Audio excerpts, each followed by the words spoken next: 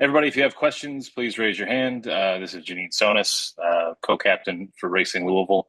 We've got a lot of people on the call, so if you have questions, please limit them to one or two, so we can try to get everybody the opportunity to ask their questions. Janine, if you could just start us off with a general statement on the game and obviously the crazy circumstances. Yeah, I mean, obviously our priority is Sav, and her health and her well-being, and she's doing really well, which is the number one priority for us. It's a very difficult circumstance to think that soccer is at all important or carries any weight when someone that's part of the family is in a position like that. So it's been an emotional couple days for sure. Everybody's been really amazing. Everybody here in Seattle has been really amazing. And getting care.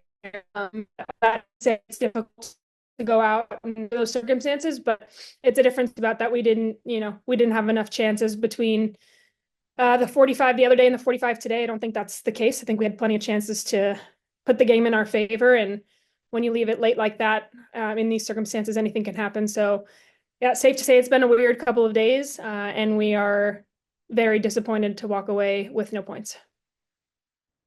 Astley, I think if I'm saying your name correct, go ahead. Hi, Jeff. Hi, Caitlin. Really sorry about what happened to your teammate.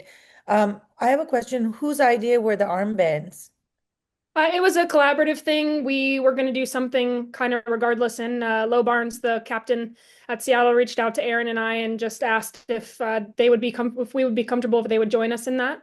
We said absolutely. So we wanted to make sure that in all aspects, Savannah felt supported and that she knew that this game was being played in her honor. We miss her a lot. So yeah, it was a collaborative effort, but I think regardless, we would have done something to make sure that she knew we were thinking of her.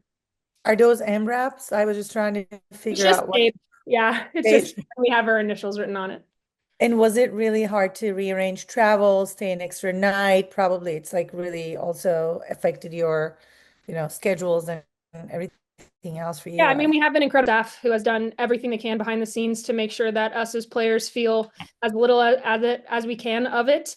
So, as a player, all we're really hearing is, as the end of those conversations, is this is what the schedule is. This is where you need to be at this time, and we're really grateful for, a back room full of really incredible people that just want to make sure that we are in the best position we can be to do our jobs. At the same time, knowing that they were hurting just as much as we were with the situation with Savannah. So it's been tough for our entire club. And I think in the circumstances, everyone has really stepped up and done such a fantastic job. So it's been a lot, but all things considered, I think things have gone as smoothly as they could have.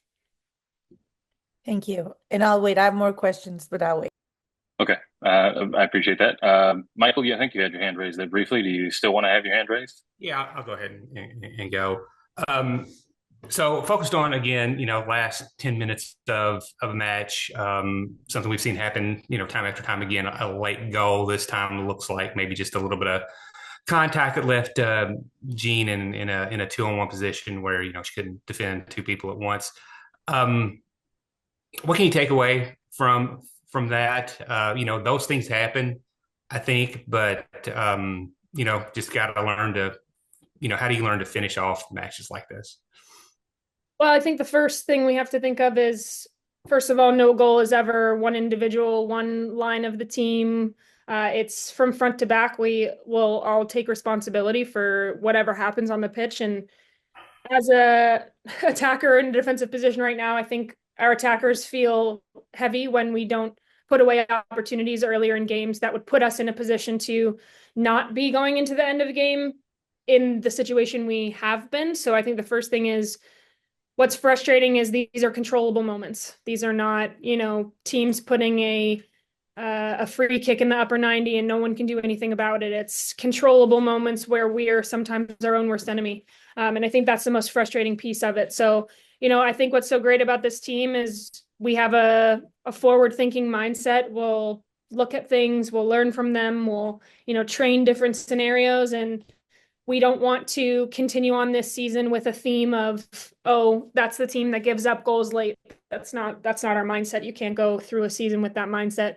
It's more of what can we do, what's in our control to change the circumstance. And so I think, Ellie Jean's in a 2v1. I think Courtney gets involved in a tackle and is unfortunately on the ground, but we put ourselves in those positions. So the first thing we need to look at is how can we avoid those kind of situations, and how can we control moments of the game that lead to these late opportunities for teams. Yeah, and last one for me, and it's speaking to that kind of on the opposite side of the ball. A lot of good chances to score, on Sunday, and also tonight they just didn't find the back of the net. How do you just make sure that the finishing is better collectively? I mean, that's a tough question to answer. I think what's super positive is that we're creating opportunities, and that's been the message. We are, professionals. It's our job to win games and score goals. And, at the minute, we're not doing that consistently enough. So we have to look at it ourselves individually and not pointing fingers anywhere, which this group is really great about. It's a collective all the time, collective accountability, collective responsibility.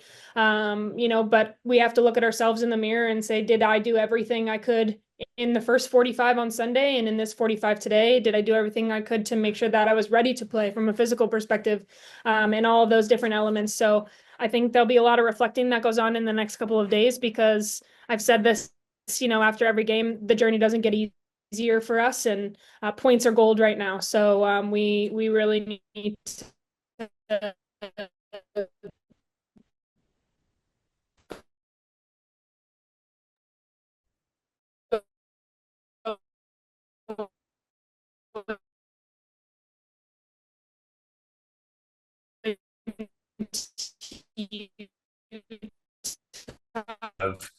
Is everybody? It's very choppy for me. Things that Is it could be me a or little is bit it? better.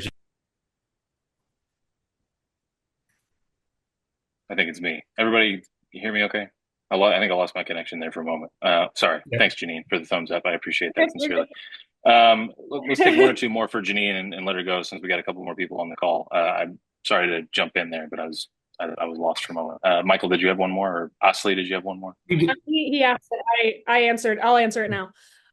He just asked me about composure. I mean, you look at someone like Jess Fishlock, obviously a fantastic player, and it was a veteran's finish. I think I've seen time and time again the players on our team show that they have that same kind of composure. So it's not a question of if it's there, it's just a question of execution in the moment. And sometimes this game is cruel and those things don't come off. And sometimes, you score a goal that maybe had a little bit of luck in it, or it goes off a knee, it goes off a shin. And so I think it's difficult to break down a game to one opportunity when, over the course of 2 days, it was 90 minutes. So yeah, I mean, our players are going to be hard on themselves for missing opportunities that we hold ourselves to a standard of scoring, but it's also part of the game, and sometimes those things just don't come off. Osley, this will be the last one. If you have another one, go ahead. Sure. Perhaps it's like a little bit piggybacking on that question. What were the strategical changes that you were doing, knowing that there are only 45 minutes to play today? Yeah, it's odd. I don't think in my career, other than maybe a preseason game, I've ever prepared to play 45 minutes. So, the thing is, it was new for everyone. Everyone was in the same situation. And what's been so great about this team and our season is we're very clear in who we are as a team. We're very clear in our identity. So for us, nothing changed. I thought we were the better team through the first 45 minutes of the game on Sunday. And so we didn't change anything. Seattle came out and they played in their same system as well. And I thought that we really came out on the front foot in the first 45 minutes, first 25 minutes of this second 45 minutes. And then, you see them push numbers forward. And I don't think we handled that very well, on top of obviously not scoring our opportunities. So, yeah, I mean, it's like I said before, I don't want to put blame on the situation, because there were plenty of opportunities for us to have our piece of this game. But all things considered, it's been a very odd day. And of course, in front of no fans playing, that must be also kind of weird, right? Yeah, unfortunately or fortunately, I think most of our players have experience playing in empty stadiums because of COVID. It's been a while. It's definitely difficult to play in no atmosphere. You always want fans in the stadium. You always want an atmosphere to be created. So that was just, an unfortunate part of this whole thing. But we really were very clear going into the game, and everyone who watched saw that we had enough to win it. So we will take these lessons into Friday.